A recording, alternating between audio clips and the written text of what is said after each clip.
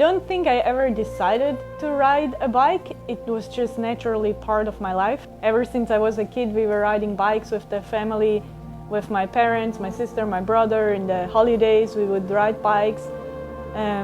You know, it was just very natural. And yeah, when I was a kid, it was always my favorite thing to do when I was a teenager. And yeah, I just loved racing from day one. I did my first race when I was 6 years old, and yeah, I loved it. And it was never a question or a decision. When people ask me about my most important win, yeah, of course it's easy to point out the obvious ones, you know, like, yeah, it's clear winning the Olympic Games is, yeah, the highest you can reach in mountain biking in our sport.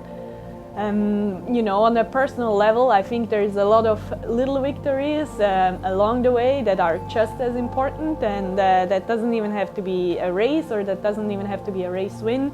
I think sometimes it's, you know, little things that you might experience in training or a race where maybe things are not going perfectly right, and then you manage to come back and, you know, you can actually do an amazing race. And yeah, I mean, one race for sure that stands out is La Bresse 2018, the World Cup final, where I had 2 flat tires and I still came back and won the race solo. So yeah, it was, everything was on the line, you know. It was whoever would be in front in that race would take the overall. So yeah, it was everything going into it, and it was just like an epic race. So yeah, that for sure is one memory that I cherish, and yeah, that was just such a cool race.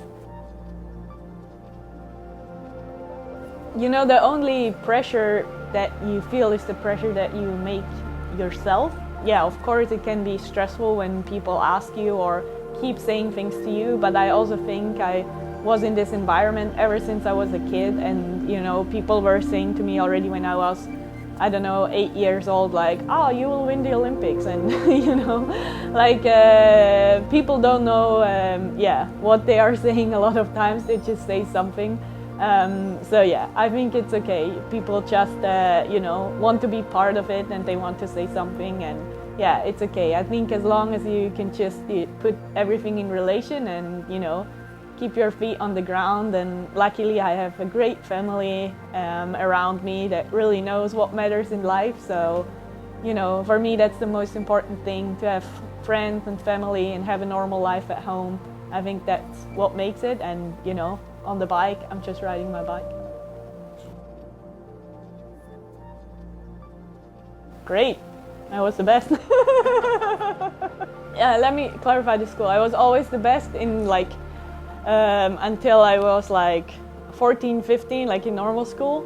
And yeah, once I went to the further school until 18, like 14 to 18, I was starting to focus more on the bike. So I was still great in school, but yeah, I did like the absolute minimum that I could do at some point to, yeah, spend more time on the bike. So I still finished all the exams, no problem, and it was all good.